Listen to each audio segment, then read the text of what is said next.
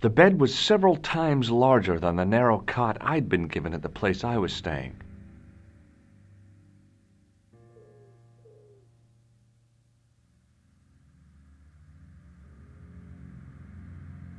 The bed was freshly made, and the crisp white sheets told me nothing about the killer's habits.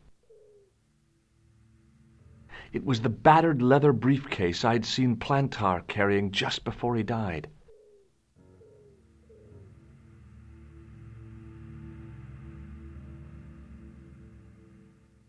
The pants were newly laundered and pressed. There was nothing in the pockets of the pants.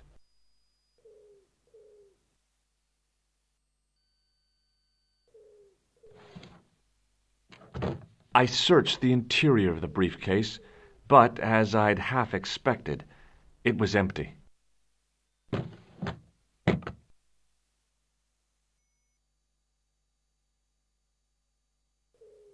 The bed was fresh. The bed was several times.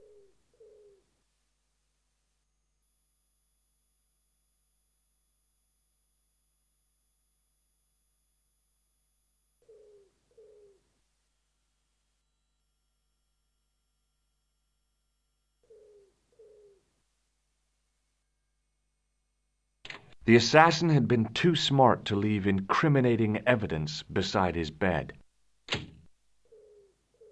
The cabinet had no drawers, just a single door.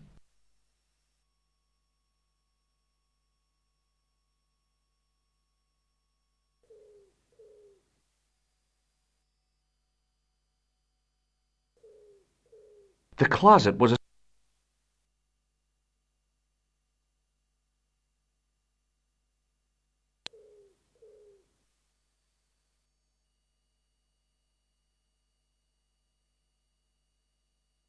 The interior of the closet was large enough for me to climb right in. The pants were newly laundered and pressed with immaculate creases. There was nothing in the pockets of the pants. The door led back into the hall, idiot.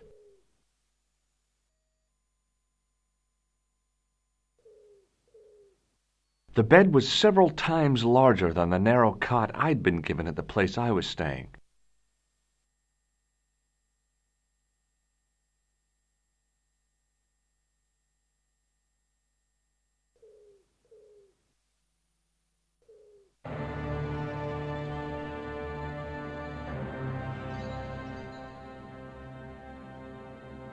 I had the kind of feeling in my stomach that would usually send me running to the bathroom.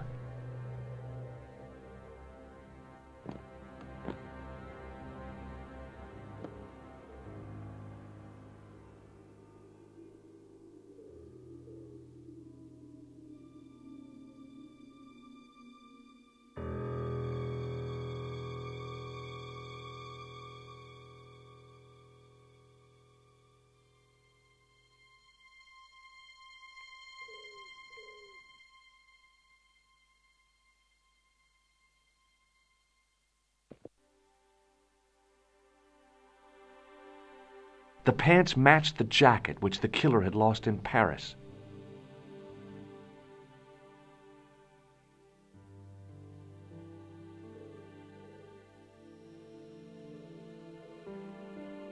I couldn't believe my luck when I found two items in the pockets of the pants. The first was an ordinary matchbook. No matches, no clues. The second was a pass card which read, Thomas Merlin, Gruber Electronics Corporation.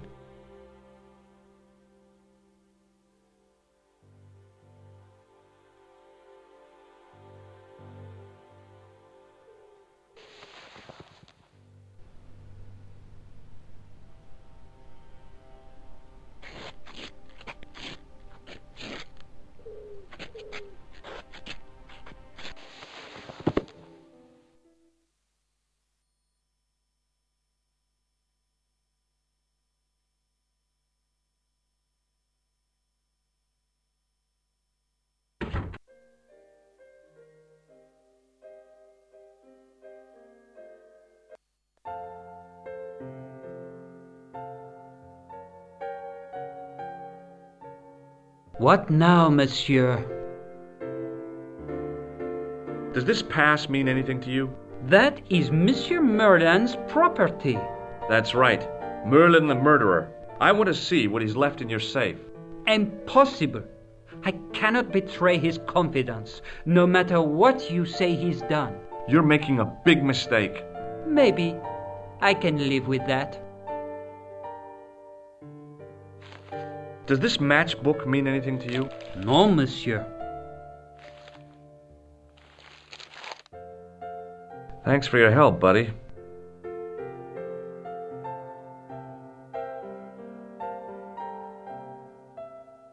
Hello again.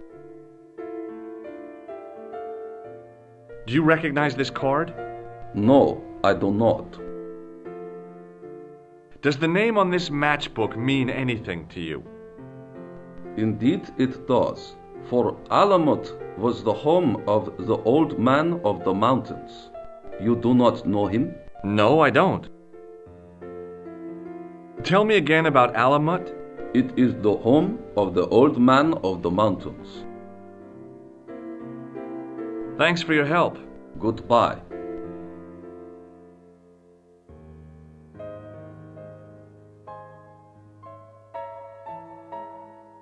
Hi, ma'am. Hello, George. What can I do for you now? I got the key. Thanks for your help, ma'am. I found this pass in Merlin's room. So, that deceitful little man is passing himself off as an electrician, is he? Uh-huh. This guy probably has a million faces. I showed the pass to the clerk, hoping he'd give me Merlin's papers, but he wouldn't buy it. He's too scared. I'll give him something to be scared of. Follow me, George!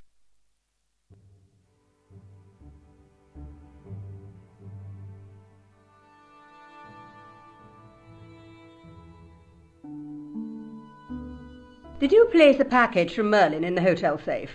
I did, madame. And did my friend here show you Merlin's identification? Indeed he did, but What's the problem? he isn't Merlin. A mere academic detail. Give him the package. But that is against the law. I happen to be a justice of the peace, you silly man. I am the law. If he tries anything, shoot him, George. My pleasure, Lady Piermont. One moment, please.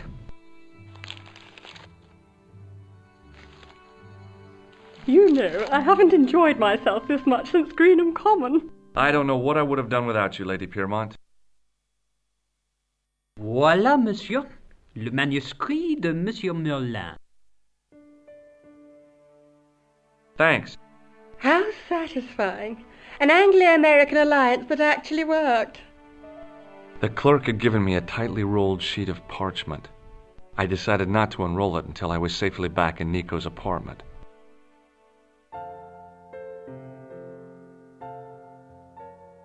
It was the ancient manuscript which Khan had stolen from Plantow.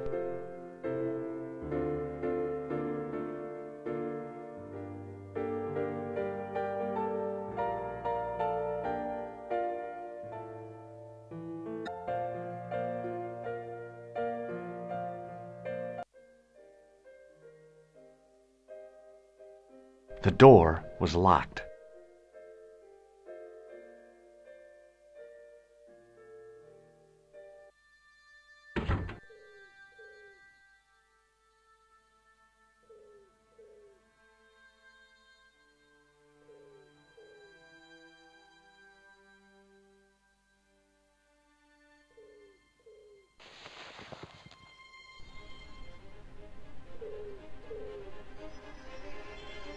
The cobbles of the alleyway looked very distant and very hard. I knew this was no way to treat an ancient manuscript, but I couldn't let it fall into the hands of the goons waiting outside.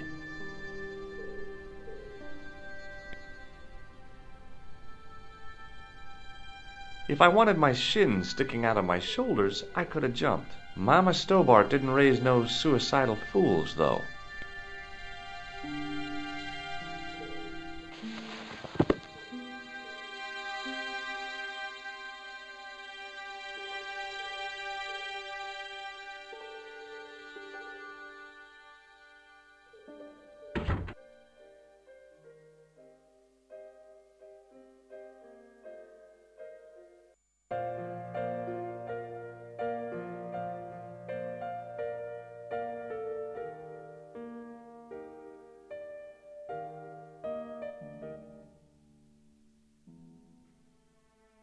Just a minute, monsieur.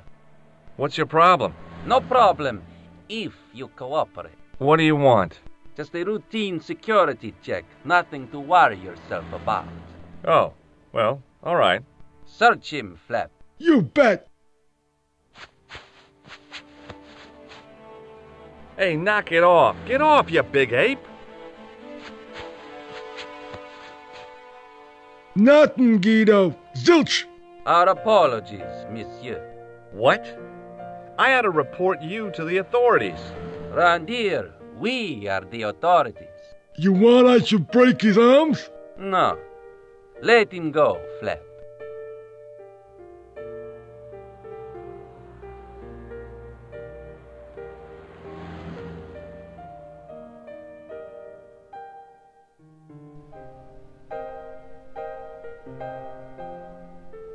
If the manuscript was what Flap and Guido were after, they were going to be disappointed.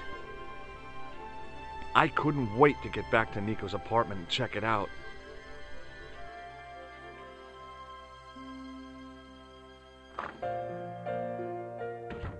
You're just not going to believe what I've found. It's not another part of the clown's costume, is it?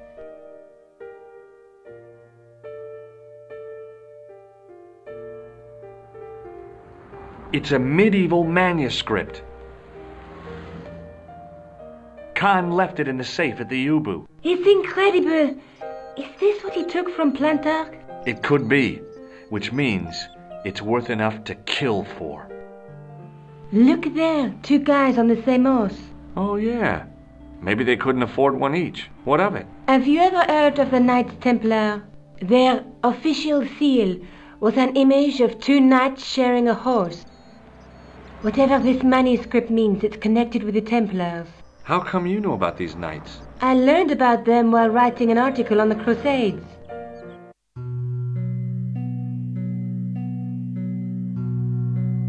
This guy, named Hughes de Payen, arrived one day at the court of King of Jerusalem. He offered to protect the Christian pilgrims from the displaced Muslim armies. The king would be able to guarantee safe transit to Christians in the Holy Land. Safer journeys meant more pilgrims, and pilgrims meant trade and wealth. The Templars proved invaluable to the king as a mercenary army. It was said that they never asked how many the enemy numbered, just where they were. And as the years went by, the Templars grew in wealth and numbers. They were so rich, even kings came to them for loans. But at the height of their power, they fell foul of the King of France. He rounded them up and turned them over to the Inquisition. Thousands of Templars were subject to torture and confessed to heresy. Of course, at the hands of the Inquisition, there wasn't much they wouldn't confess to. The last Grand Master Jacques de Molay was burned alive. But the treasure of the Knights Templar was never found.